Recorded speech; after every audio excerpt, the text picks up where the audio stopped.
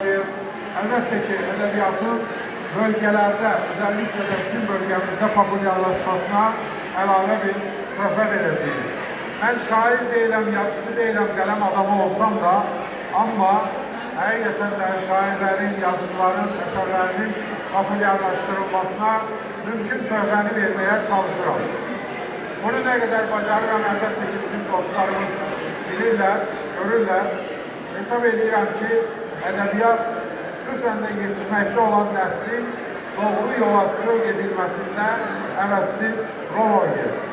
Qədim, gözəl Qubada bu məclisdə olmaqdan məmnunam və əminəm ki, mənim özüm də bugünkü məclisin sonunda buradan xeyli məmnun vəziyyətdə ayrılacaq.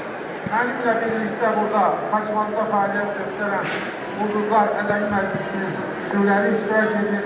Başta baş katibiz Akşin Dadaşoğlu olmaqla bir heyətle iştirak edirik.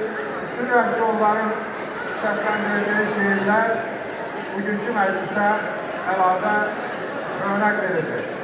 Çok sağ olun, ben uzun danışmayayım. İcazənizlə biz artık şeirlərimizi dinləməyə keçək. Var olun.